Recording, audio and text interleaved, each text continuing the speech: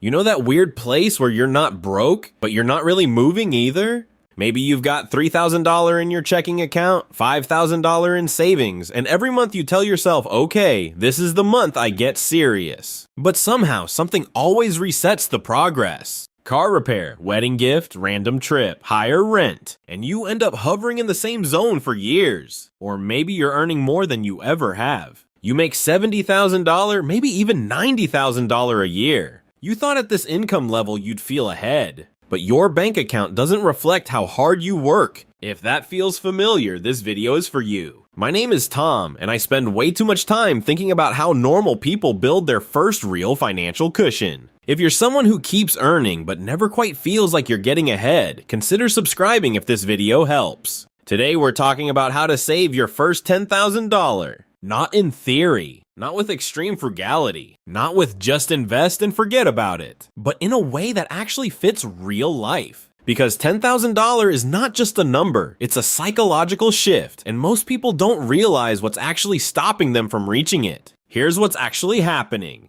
The first $10,000 isn't blocked by math, it's blocked by identity. Before we get into strategy, let's zoom out for a second. According to data from the Federal Reserve, a significant portion of Americans would struggle to cover a $400 emergency expense without borrowing or selling something. That doesn't mean people are irresponsible. It means cash buffers are thin. So when you aim for $10,000, you're not just building savings, you're building margin. And the margin changes behavior. But getting there requires understanding why you haven't yet. Let's break this down. The first trap is what I call income anchoring. You mentally anchor your lifestyle to your income level. If you earn $60,000, your brain quietly says, this is what $60,000 life looks like. Apartment, car, eating out frequency, subscriptions, clothing. Then, if you start earning $75,000, you don't think, I can save $15,000 more per year. You think, I can upgrade slightly. That upgrade might only be $300 more per month in rent and $200 more in lifestyle spending. But that's $500 per month. That's $6,000 per year. That's over half your $10,000 goal disappearing into invisible inflation. Most people don't realize this, but your lifestyle expands faster than your financial goals. Let's run a scenario. Scenario 1, you earn $60,000 per year. After taxes, let's assume you take home roughly $48,000. That's about $4,000 per month. Your fixed expenses are rent, $1,000, utilities and internet, $200, car payment and insurance, $450, groceries, $500, phone, $80, subscriptions, $70,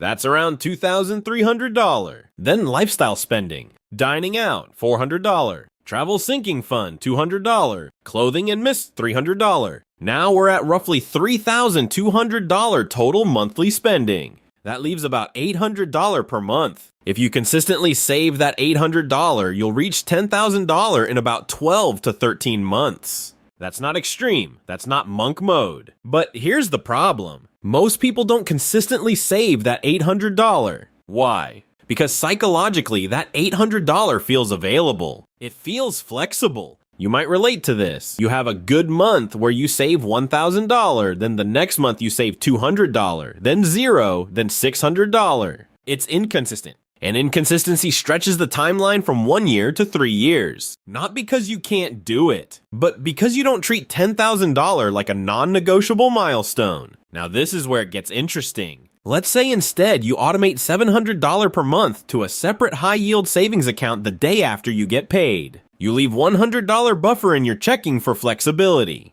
What changes isn't just the math, it's the decision fatigue. When the money is already gone, you stop negotiating with yourself. Saving becomes structural, not emotional. And this challenges a common piece of advice. People say, just cut small expenses and you'll be rich. Honestly, cutting coffee isn't the lever. Structure is the lever. You can skip lattes all year and still sabotage your savings if you don't automate. The first $10,000 is less about optimization and more about removing daily willpower battles. Now let's shift to a different situation. Scenario 2, you earn $120,000 per year. This is where a lot of people assume saving $10,000 should be easy. After taxes, maybe you take home around $85,000, roughly $7,000 per month. You tell yourself, I make 6 figures, I should be crushing it. But your lifestyle looks like this. Rent in a nicer area, $2,200. Car lease, $650. Utilities and internet, $250. Groceries, $700. Dining out and social, $800. Travel, $500. Shopping and MISC, $600. Subscriptions and memberships, $200. Total around $5,900. That leaves $1,100 per month. Sounds fine, right? But here's what usually happens. Bonuses get spent. Raises justify upgrades. Friend group expectations increase. You feel pressure to match your income bracket. Social comparison becomes expensive. And instead of saving $1,000, $100 consistently, it drops to $400 or $500 per month. So reaching $10,000 takes almost 2 years at $120,000 income. This is why six figures solves everything is misleading. Higher income raises the ceiling, but it also raises temptation. Loss aversion plays a role here too. If you're used to flying a certain class or living in a certain building, downgrading feels like loss, even if it's temporary. Humans hate losses more than they value equivalent gains. So even if downgrading your apartment would free up $700 per month and let you hit $10,000 in a year, it feels painful. Your brain frames it as regression. But here's a reframe. Saving $10,000 is not regression. It's optionality. Optionality means you can leave a bad job. It means you can handle an emergency without panic. It means you can take a calculated risk. That emotional relief is worth more than the marginal lifestyle upgrade. Now, let's look at a third scenario because not everyone is salaried. Scenario 3, you're self-employed or running a small business earning $100,000 in revenue. After expenses, maybe you personally take home $70,000. But instead of saving aggressively, you reinvest heavily. New equipment, $8,000. Marketing campaigns, $5,000. Contractors, $10,000. Your business grows, but your personal savings sit at $3,000. This is common. Entrepreneurs often feel like reinvesting is always the smart move. And sometimes it is. But here's the trade-off. If you redirect just $800 per month into personal savings, that's $9,600 per year. In roughly 1 year, you're at your $10,000 target, without slowing business growth dramatically.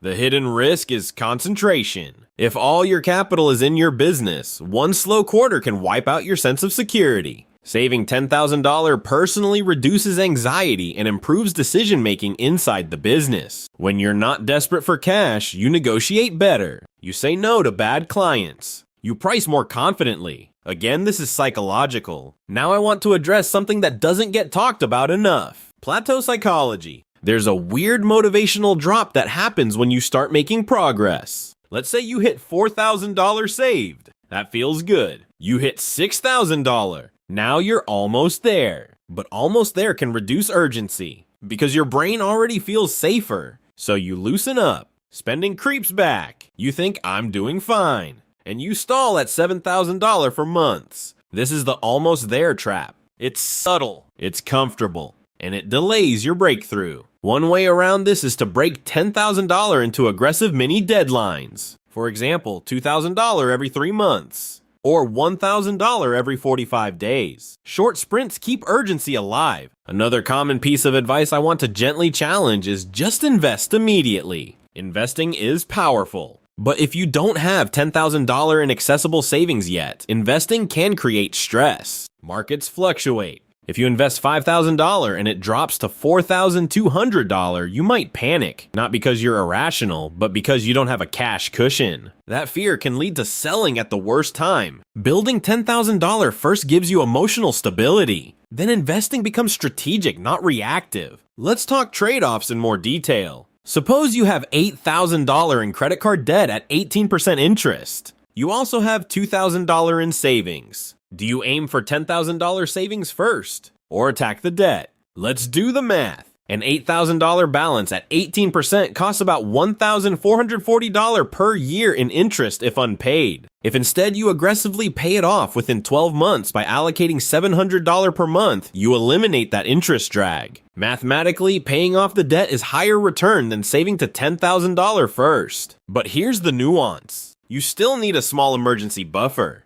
So maybe you build savings to $3,000, then focus on debt elimination, then finish building to $10,000. Financial advice isn't binary, it's layered. Now let's zoom out again. Why does $10,000 matter so much psychologically? Because it changes your internal narrative. Below $10,000, money feels fragile. Above $10,000, money starts to feel stable. You stop checking your account before every purchase. You sleep differently. You make career decisions differently. You're less likely to tolerate toxic environments purely for survival. That's powerful. And this connects to identity. If you've never had $10,000 saved before, your brain might quietly think, that's not someone like me. That belief influences behavior more than spreadsheets do. So part of saving your first $10,000 is proving to yourself that you can. Let's talk tactics that actually move the needle. First, define the timeline clearly. If you want $10,000 in 12 months, that's about $833 per month. If that feels tight, stretch to 18 months. That's about $555 per month. Clarity reduces vagueness. Second, separate the account physically, not just mentally.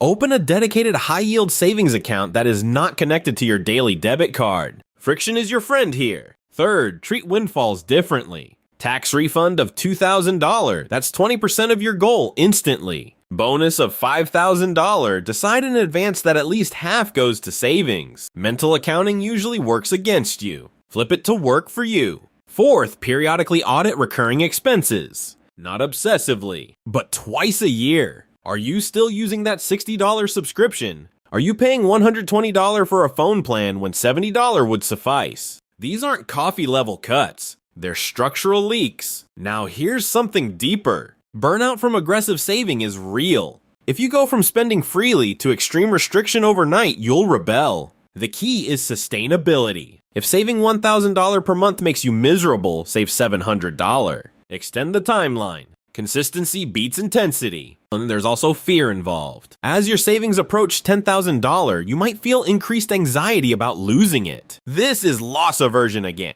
The more you have, the more you fear dropping below the milestone. So you might delay investing even when appropriate. Or you might overprotect the money. That's normal. Awareness helps. The goal of $10,000 is stability, not hoarding. Let's also address opportunity cost blindness. If you're spending $400 per month on things that don't meaningfully improve your life, that's $4,800 per year. Almost half your $10,000 target. Not all spending is equal. Some spending genuinely increases happiness. Some you rehab it. Differentiating the two accelerates savings without lowering quality of life. Ask yourself occasionally, if I had to cut $500 per month without feeling worse, where would it come from? The answer is often clearer than you expect. I want to share one more scenario because career decisions matter here. Suppose you earn $65,000 at a stable job. You could switch companies and earn $80,000, but it's riskier. If the higher salary sticks, that's $15,000 more per year. Even after taxes, maybe $10,000 more take home.